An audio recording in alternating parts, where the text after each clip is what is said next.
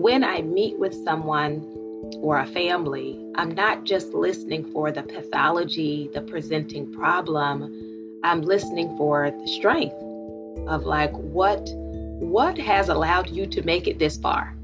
And I saw this lovely interview with a Jewish woman who said, the ways that we have survived have not always been beautiful, but we survived. And I think that's the truth for many of us. Like, it didn't always look good, it wasn't always neat, but this is how I made it. So being able to integrate or acknowledge those strategies is really important. From the Mount Sinai Health System in New York City, this is Road to Resilience, a podcast about bouncing, walking, crawling, and leaning back from adversity. I'm John Earl. That phrase comes from our guest today, Dr. Thema Bryant-Davis. She's a polymath of the soul. Dr. Thema, as she's known, is a professor of psychology and director of the Culture and Trauma Research Lab at Pepperdine University. Her many books and academic articles include Thriving in the Wake of Trauma, a multicultural guide. Dr. Thema is also an ordained minister, as well as an accomplished slam poet and dancer. And lastly, she is the host of the Homecoming podcast with Dr. Thema. Like Dr. Thema's work, our conversation was wide-ranging, touching on psychology, faith, and art. About halfway through, my collaborator Nikki Cheatham takes over, and the topic turns to racial trauma and healing, a space Dr. Thema has worked in for many, many years. And so, this is a special episode, and we hope you enjoy it as much as we did.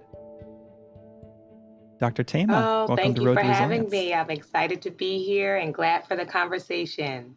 So I've been working on this podcast for a couple of years now, and I still struggle to define resilience.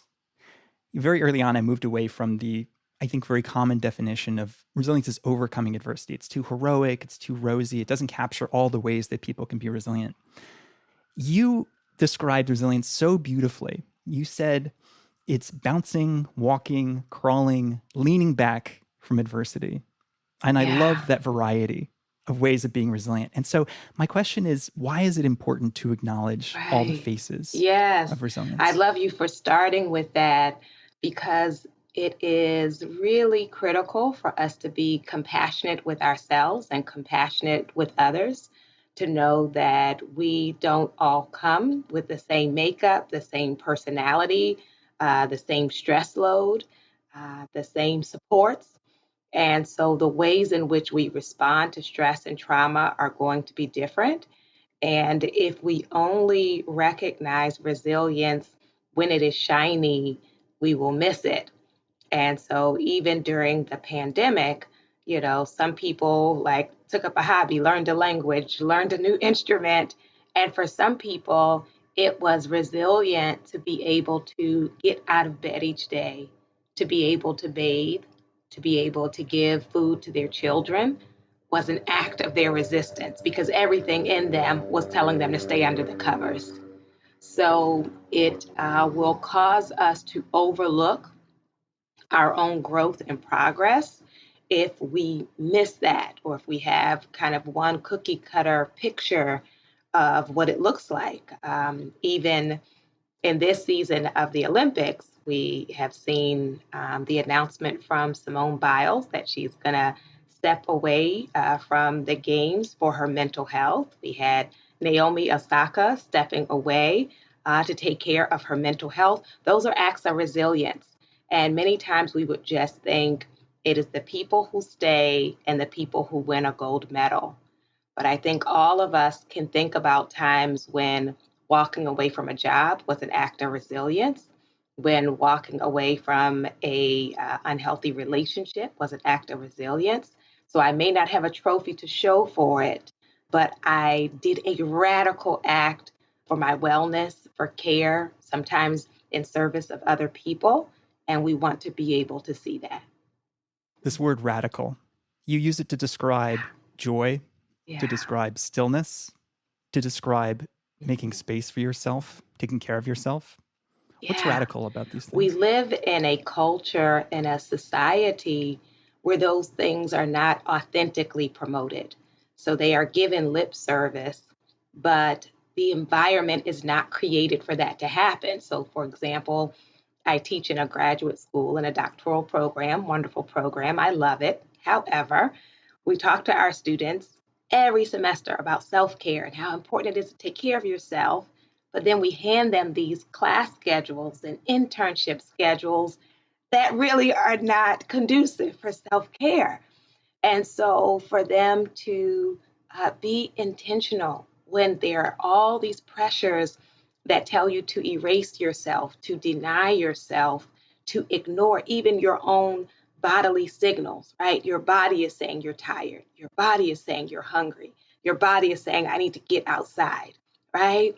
And this structure, this system that we live in, really promotes that our worth is in our busyness. So there's nothing radical about being busy. That's ordinary, right? That is the expectation. We teach kids all the way from primary school, line up, aim for the A's, do what you're told, be quiet, right? There's nothing radical about being a quiet, busy bee, right? What is it that the family, the world, sometimes faith communities are teaching us makes us valuable? And so often to daydream is not what is promoted. We don't say to young people, what are you dreaming about, or what is bringing you joy? Even when as adults we run into each other, we'll say, what's your latest project, right? What are you up to? Because we're naming what we value. And so, what did you do to make yourself laugh or smile or exhale this weekend? Right? That's radical. Well, why don't I ask you that Yes. question?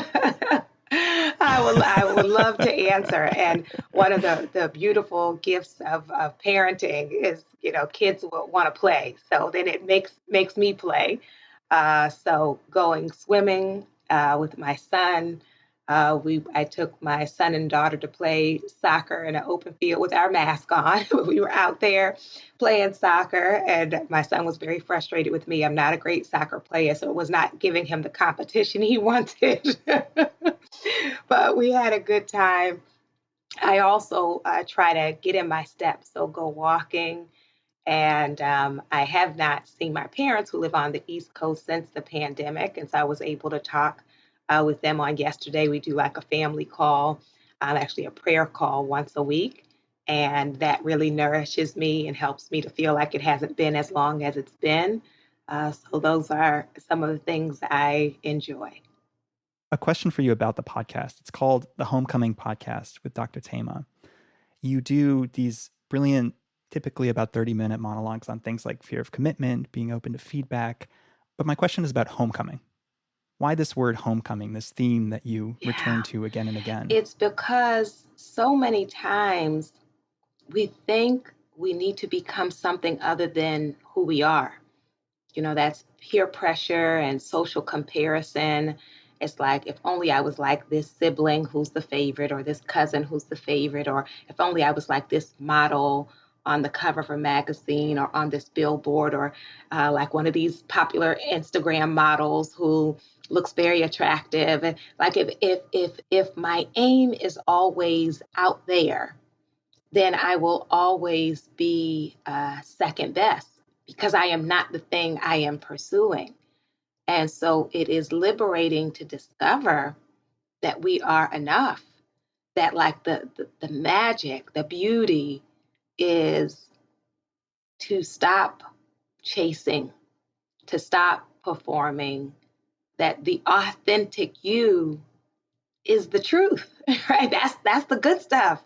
And it is remarkable, and it's also contagious, because when you're in the presence of someone who's at home with themselves, it often gives you permission to take off your mask and to be more real. I mean, that's what intimacy is, right? Is this sharing, this openness versus the performance that many of us engage in. I give by way of example when we say, "How are you?" and the socially appropriate answer is fine, and you, and the other person says fine. Or in faith communities, "How are you?" "I'm blessed." "I'm better than blessed." In my community, we would say, "I'm blessed and highly favored," right? Really juicy.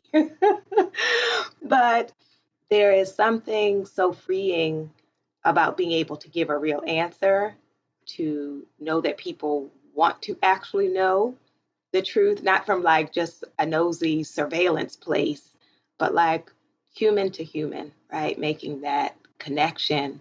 And so homecoming is the reminder that you are already enough, that you are already quote unquote good, and that when you lay down the baggage and the performance, that's where the gift is.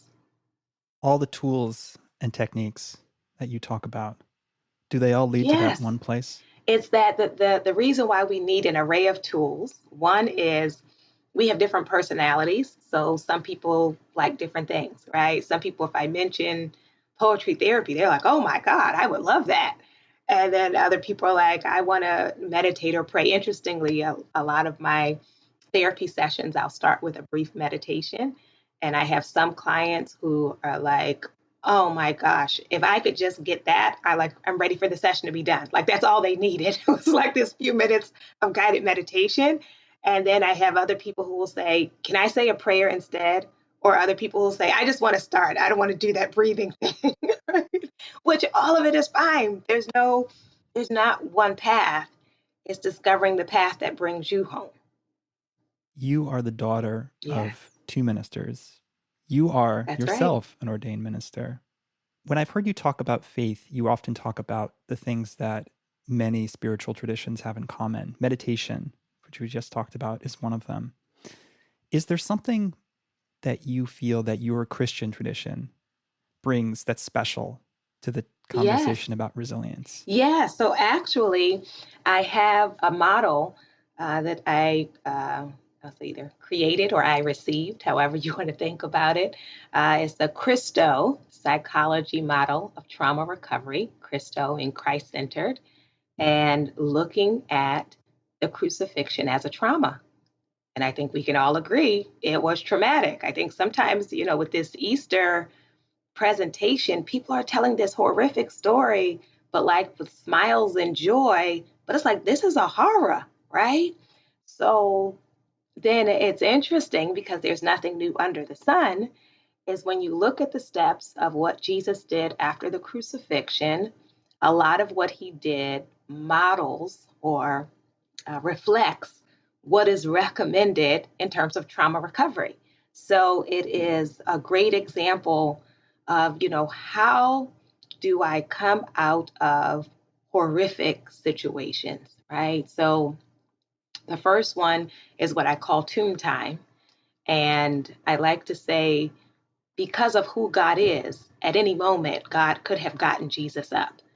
But I know in the church tradition, especially in the Black church tradition, we love like a good dramatic story. So often the way pastors will preach it is they'll say for 3 days, Jesus was fighting the devil and fighting death. And it was like a close call. And then he finally broke loose. But because who God is, I just believe at any moment, God could have brought Jesus out of there. But it is a message to us to sometimes give ourselves permission to be still, especially in the aftermath of tragedy, that often we feel like as an act of our faith that we have to pretend nothing happened, that we have to jump right up. So taking tomb time is one.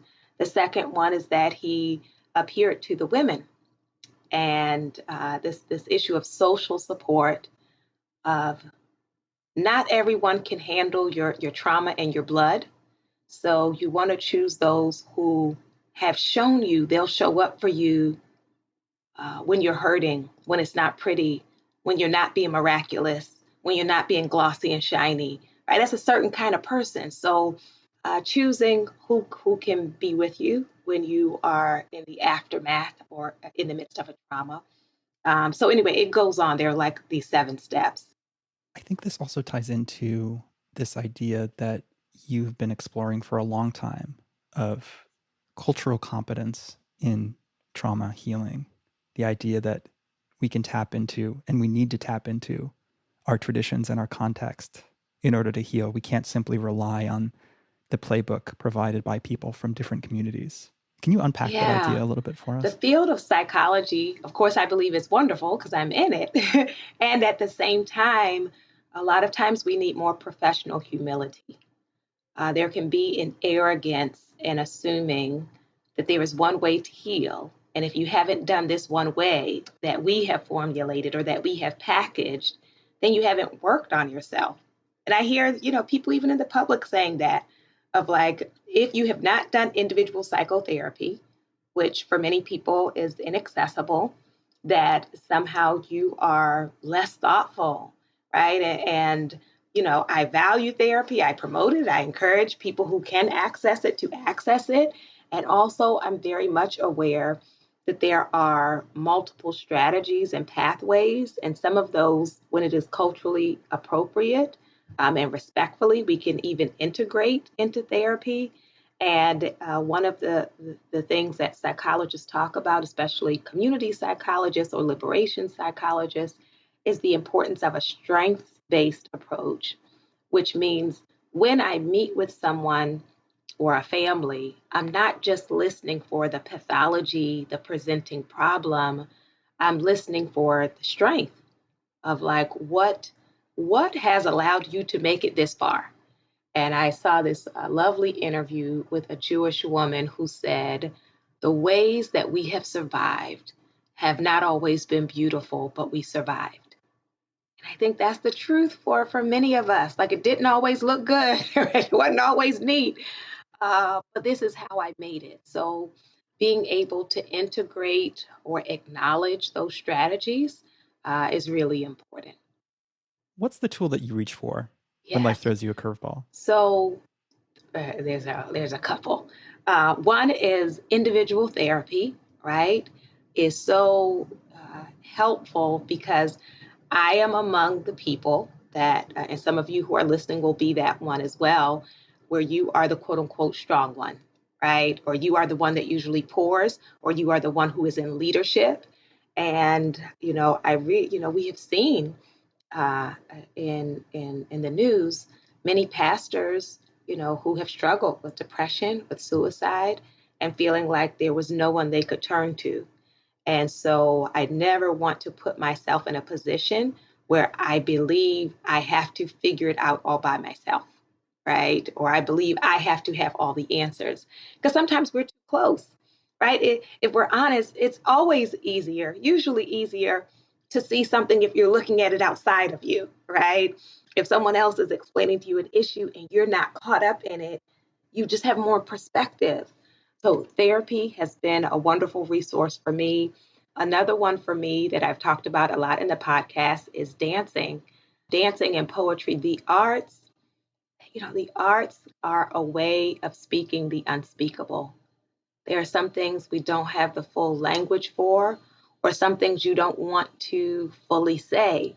And so we can code it in our art in a way. See, trauma survivors often have been denied their own power. But when I am creating art, I have power over my narrative. And so, whether in dance or poetry or visual art or music, I can say as much or as little as I want to. And that can also be freeing. I will also say, as a trauma survivor, dance is one of the main reasons why I have always pretty much had a good relationship with my body, because my connection to my body is not just as a site of violation, right? It's a site of strength, a site of expression, a site of freedom. And so that's just one of the many experiences that I have had in this body. And so it can be a wonderful way of reclaiming yourself. So art, therapy, and then of course I will, say my faith that, how do you have hope or faith to hold on when things, when you can't see the end, like how is this going to turn out? And for a lot of trauma survivors, there is this panic when things feel out of control, right? Because in the past, when things were out of your control, it went terribly wrong. So you don't want that to happen again. So you can be in this anxiety or this panic, but that foundation of faith lets me know, as it's been said, um, even when I'm not sure what the next steps are, I just believe in the end it's going to work out for my good. I just believe it. So that allows me, and it doesn't, it's not convincing me that every moment or every day is going to be sunshine, but I believe it's not permanent. That when I'm in a pit, it's not permanent. I wonder whether you've been drawing on that this year. This is Oh the my ultimate year of goodness. not being in It control. has, and the timeline keeps changing, right? I remember when the pandemic started and one of my clients kept kind of setting herself up for disappointment because she would say like, in 2 months, I think we'll be out. And it was like by the third time she did that, it was, just too much. So I said, why don't let's release the trying to predict it. Like let's, because sometimes, setting those goals can help us if that's really going to happen. But when that's not happening, sometimes we have to like really, and this is something many of us do, I think all of us do, is we created these false timelines for the way our lives are supposed to be. I, laugh when I think about as a kid, I would say, when I'm 21, I'll graduate from college. When I'm 22, I'll get married. When I'm 23, I'm gonna have twins. I had my twins' names. Okay. We have it all laid out. And it's like, that's not what happened. So it is an exercise in releasing our grip on the illusion because we never really were controlling it all anyway. I'm thinking of the friends who scheduled weddings and then Yeah. rescheduled weddings and then rescheduled Yeah. weddings. Right? Just it's hard when we can't predict and control, and that's been the message that many of us have gotten is be organized, set deadlines, work hard, and you can control your life. And this has been a lesson, and some things are out of your control. Doesn't mean anything about you being a good person, doesn't mean God is mad at you, you know, doesn't mean you failed. It means it's different from what you pictured. The past year has also been a time when lots of people have been thinking about racial trauma Mm-hmm. and healing, which is an area of Yeah. expertise for you. I'm wondering whether the past year has sharpened or changed your thinking and how your experience in this area has shaped how you've seen the events of the Yeah. past year. So many of us have been doing this work for a long time. And so it was startling when so many people were able to see the alarm we have been ringing for years, right? So in 2006, I wrote a therapeutic framework for addressing racial trauma. But when everything happened this past year, suddenly psychologists were saying, I think we need some kind of framework. I think like somebody needs to look at this. And we're looking like, well, the framework is there. Like we've already done this. Um, so it was like disorienting a little when it's like for people who are passionate about the environment, and then suddenly people are on board, and it's like, oh, like what? So y'all are ready? Like I've been ready, but you're ready. So it has been a really busy year and a half where so many people, organizations, because at first a lot of organizations and corporations and institutions of higher learning were like posting statements, and rightfully so, many of their students or employees said, we don't just want a statement, what are you going to do? And so it's been a very busy time for those of us who do consulting work in this area to come in and like facilitate a process, a learning process, a community building process around equity. And so even though at first we were like, oh, this is like a divine time for us all to be still in our homes. But then when people figured out these virtual meetings, it was like kind of nonstop meetings. And I'll say for me personally, this push and pull between, I'll say to be frank, to be explicit, educating white people or taking care of members of my own community. People in the Black community and an Asian community, Latino community, American Indian have been really traumatized. And so, there is one of me. And of course, one of the things I had to do during this year was start referring people because there just are more people who know my name, but I know other people who do great work who just aren't as known.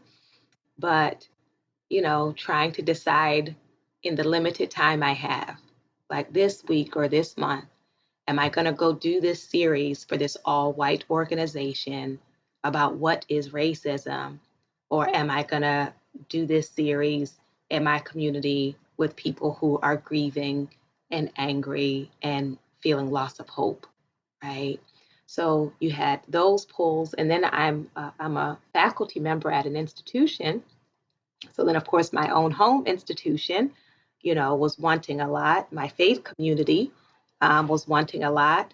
And then, I started with this whole thing of radical self care, right? Like I am not only an instrument or a vehicle or a tool, right? I am a person who is feeling a lot of these feelings. And so, it became like a choreography, a dance between pouring and finding ways to rest and receive, learning when to set boundaries, and then when to re engage.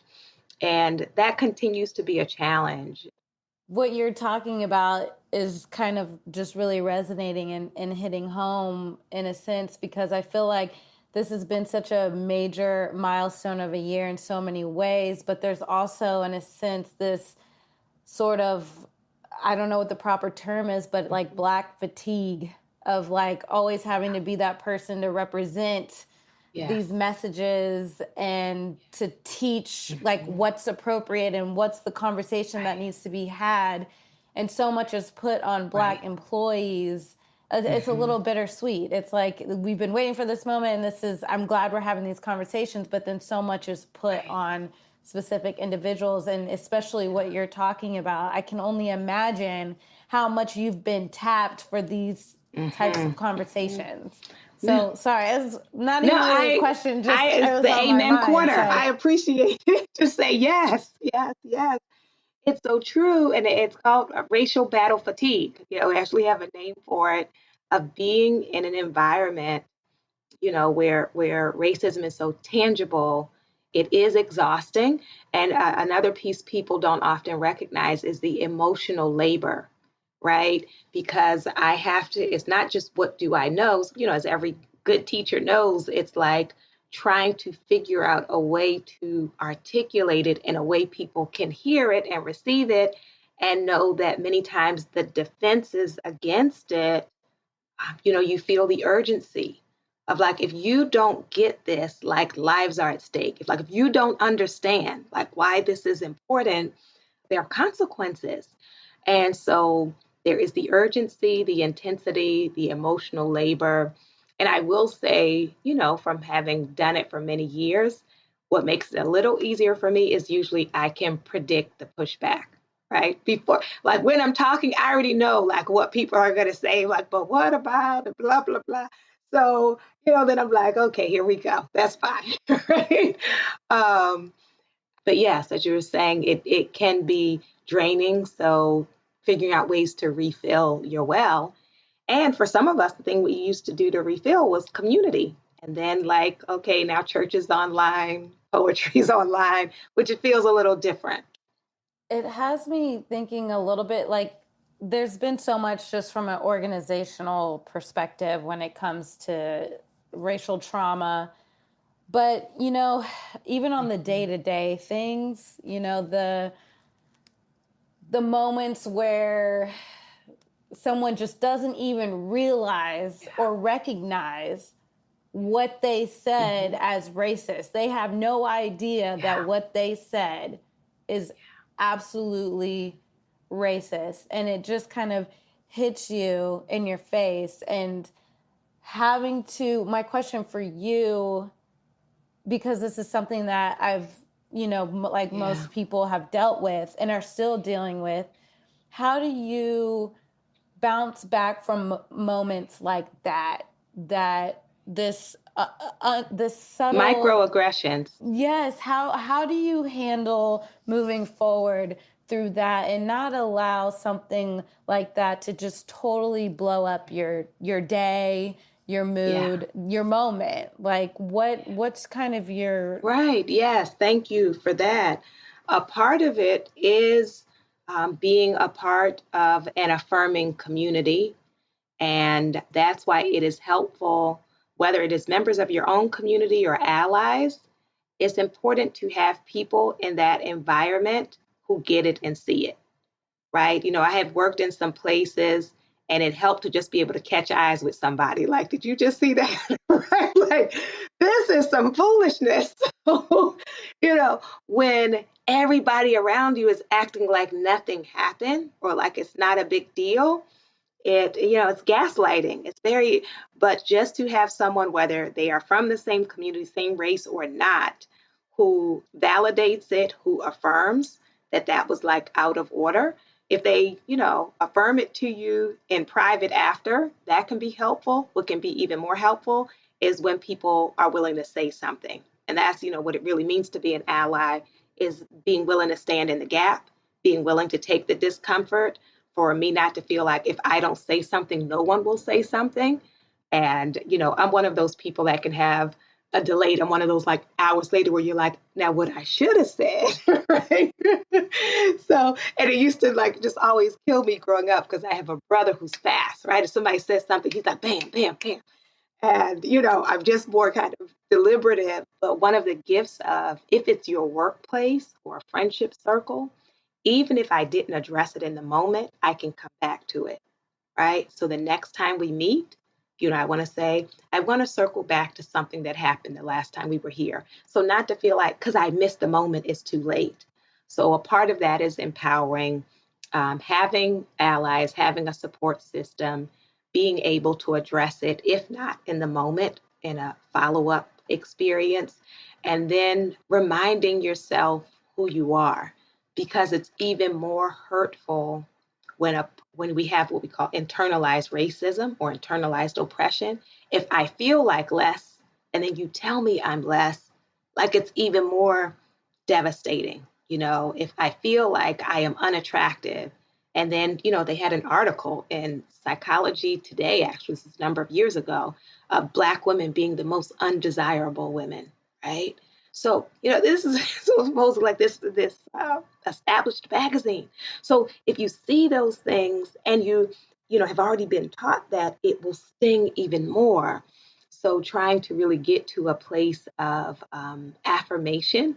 And here's our word again, that radical acceptance of like, even if the world disagrees, I think we're amazing. Yeah, no, I think that's really great advice. And I too am like that, where in the moment, I'm I'm more than likely not going to think of what to say right then and there. But I so wish on so many different occasions that I could have gone back and really pushed that person. And so one example that is popping up in my mind is just because it's a little bit more recent. So I went to Napa, first time going to Napa, love to drink wine, was really excited about this, right. Like getting to experience wine in Napa. It was just like, oh, this is great. And I went with my husband and another couple. And we just got to Napa, get out of the car, we check in at the hotel. It's this really nice hotel. And we go to get into the elevator, and there's this white middle-aged woman on the elevator, and I'm walking around the corner, and she sees me, just me, because everyone else was further away. And she kind of was like, oh, no, like, don't get on the elevator. And I my first initial thought was, oh, COVID. I don't know why I thought. I was like, COVID, And then she was like, oh, it's fine. Like, it was really confusing. And I was like, okay, well, then we walked into the elevator. And so it's me, my husband, who's also Black, and then two others who, the couple that we're with, were all Black. We're sitting there in the elevator, and she's looking at us, and you can kind of tell she's had a drink or two. She's a little, and she just goes, oh, how did you get here? And I looked at her, and I said, wait, what?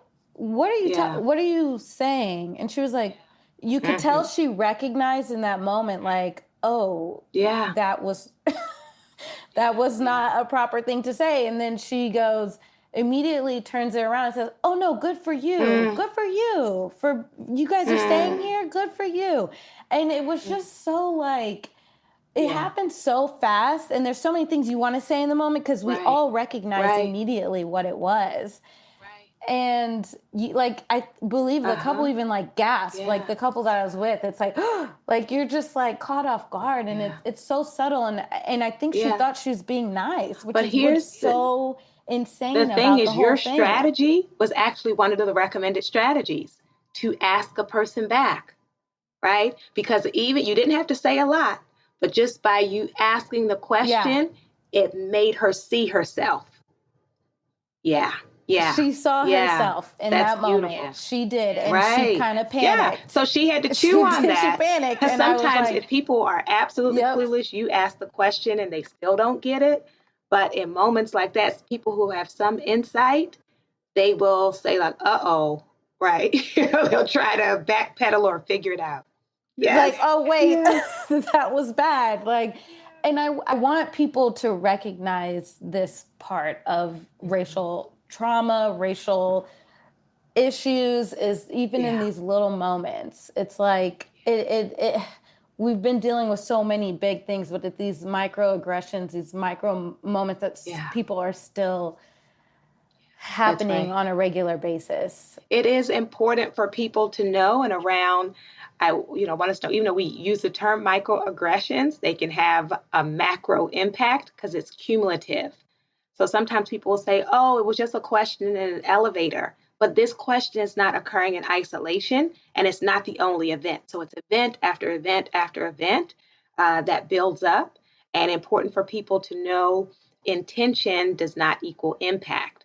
So when some people say, "Well, I didn't mean any harm," it doesn't mean that it didn't hurt, right? And so for us to be able to lean into the discomfort instead of avoiding it, because we have this whole thing now where people are like, it's too much cancel culture, and you just stop calling people out. But we have to understand accountability, and when people give you feedback or information that something is hurtful, offensive, racist, it actually is doing you a favor. They could not tell you, and you just keep walking around doing these harmful things. So for us to get to that place of humility of, even if like I didn't know it was wrong or bad. And I grew up in a house where people said that all the time, or, all of these things. Or I went through 12 years of school and never knew of one Black inventor. Or I didn't know that you all had contributed anything to society, right? So now you're, as an adult, you have to take responsibility for educating yourself because the miseducation has promoted racism to make you think that the only people who have made this country great are white people, and it's just a lie. And so yeah, the unlearning and learning can be really uncomfortable, but the only way to it is through it. Yeah. What do you say to organizations to establish a culture where that sort of exchange can happen on a regular Yeah. basis? So it really starts with the leadership, because often it is put on the backs of employees of color, and often it is put on them for free. Like this is it's a field, right? Just being born, this doesn't make you a facilitator of racial equity conversations. And so often the additional labor is put on people, and even the leadership has not really bought into it. So it requires, a long term commitment and investment of not just like we're going to say something once, or issue this statement, but this ongoing dialogue. And the leadership can model an atmosphere of learning and humility instead of defensiveness. And the other piece I would say about that is we want to be careful about who is allowed to have feelings and what feelings are acceptable. So one of the things, that people have written about is this whole piece of fragility, specifically to talk about white fragility, which is when if people of color are sharing their pain, if that moment is taken from them because white people are saying, I feel uncomfortable. And now white people are crying because I shared my pain. And then all the attention goes to the white person who feels uncomfortable about me sharing my pain. Right. So we can see how we totally missed it. It's like, if you have a survivor of another trauma sharing what hurt them, but because they're upset as they're languaging it, us forgetting about their narrative and going to people's discomfort, right? So to say people who have been traumatized or stressed out by oppression may have anger, may have resentment, may have disappointment, may have grief, may have sadness about it. And that is understandable. So I say as a psychologist, it's healthy to be outraged about outrageous things. It's just, what do I do with that, right? As opposed to pathologizing or problematizing someone who is upset. So, what people have said as it relates to the protest is some people were more angry that we're protesting than the deaths we're protesting about. So we want to work on our own emotional capacity to hear and sit with other people's pain without trying to force them to dilute it, to censor it, or to take care of us. Thank you so, so much, Dr. Thema, for your brilliance, for your expertise, for your warmth, and for your time. Thank you for having me. Dr. Thema Bryant Davis is a minister, an artist, and a professor of psychology at Pepperdine University. That's all for this episode. As always, if you enjoyed it, head over to Apple Podcasts, leave us 5 stars and a nice review. Thank you. For more resilience tips, including transcripts and photos, visit our website, mountsinai.org/RTR, as in Road to Resilience. The podcast is a production of the Mount Sinai Health System in New York City. It's made by me, John Earl, Nikki Cheatham, Emma Stoneham, and our executive producer, Lucia Lee. From all of us here, thanks for listening, and we'll see you next time.